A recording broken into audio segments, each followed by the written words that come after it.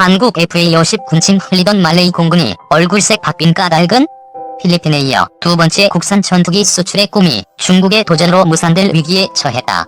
불과 지난달까지만 하더라도 말레이시아 공군 신형 전투기 도입 사업에서 가장 유리한 고지를 점하고 있었던 한국 항공우주산업의 FA-50이 중국제 JF-17의 도전에 역전될 가능성이 높아졌기 때문이다. 말레이시아 공군 전투기 전력은 약 50여 대 규모로 미국제 FA-18D 8대, 러시아제 수-30MKEM 18대, 미그 29 10대 등 36대의 전투기와 13대의 호크 MK288 경공격기로 구성되어 있다.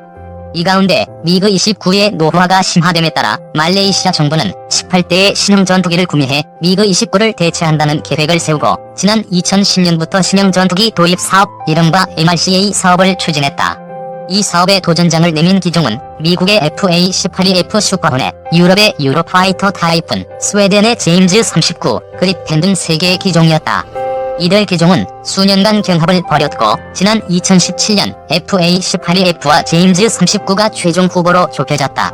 2017년 연말까지만 하더라도 획득 비용과 유지 비용에서 유리한 제임즈 39의 낙승이 점쳐졌지만 말레이시아는 돌연 사업의 전면 재검토를 선언했다.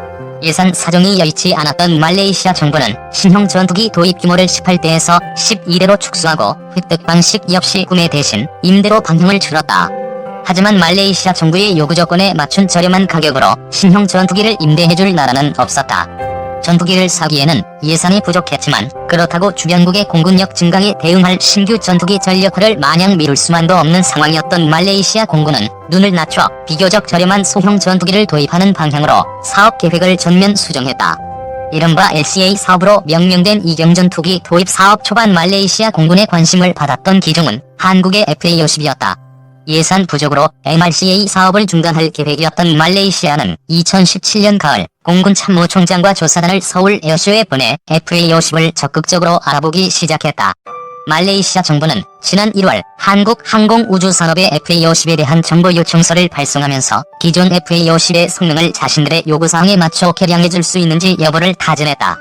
사실상 FA-50을 낙점하고 구체적인 정보와 옵션에 대한 요구를 한국 측에 전달한 것이었다. 세계 각국의 다양한 경전투기 가운데 말레이시아가 FA-50을 콕 찍은 이유는 간단했다. 바로 가격이었다. 말레이시아는 필리핀이 구매한 FA-50의 가격이 320억 원 수준에 불과하다는 점, 한국 공군이 60대를 운영하며 성능과 신뢰성이 검증되었다는 점에 주목했다. FA-50은 초음속 고등훈련기 T-50을 기반으로 이스라엘제 ELM-2032 레이더와 미국제 F-404 엔진을 탑재해 개발한 경전투기다.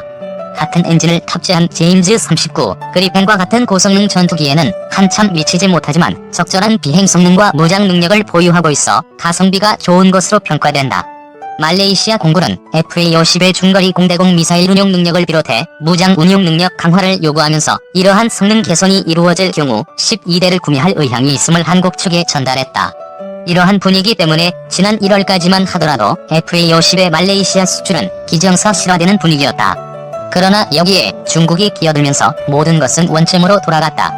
J-20으로 유명한 중국 굴지 항공기 메이커 청두항공기공업그룹은 지난 1월 수출용 전투기인 JF-17을 말레이시아에 공식 제안했다. 비슷한 시기에 인도 힌두스탄 항공 역시 인도 국산 전투기인 테자스 LCA를 들고 말레이시아 신형 전투기 도입 사업에 출사표를 던졌다. FA-50 단독 후보였던 사업이 3파전 양상으로 변한 것이다. 이종의 경쟁 기종이 등장했지만 사실 인도의 테자스 LCA는 고민거리가 아니었다. 테자스 LCA는 인도가 독자 개발하는 과정에서 상당한 시행착오가 있었고 현재도 인도군 내부에서 말이 많은 전투기였기 때문에 신뢰성 면에서 다른 나라에 제시할 수준의 전투기가 아니었다. 문제는 JF-17이었다. JF-17은 중국이 미그 21 대체 시장을 노리고 개발한 6.5톤급 단발 전투기로 현재 파키스탄 공군의 주력으로 운용되고 있는 기종이다. 애초에 JF-17이 파키스탄 공군의 강력한 요청에 따라 공동 개발 형식으로 개발된 기종이었으므로 파키스탄은 무려 110대의 JF-17을 전력화했고 기존의 F-16 등을 대체하는 차기 전투기로 최대 250대까지 JF-17의 보유량을 늘릴 예정이다. 수-32 나라팔 등 고성능 전투기가 즐비한 인도 공군을 상대해야 하는 파키스탄이 JF-17을 주력 전투기로 채용하게 된 것은 가격도 가격이지만 성능이 상당히 받쳐주기 때문이다. 수출용 연가형 전투기로 개발된 초기형 JF-17은 대당 가격이 150억 원에 불과해 다른 나라의 경전투기 대비 절반, 최신형 F-16의 1월 5일 수준이라는 충격적인 가격으로 출시됐다.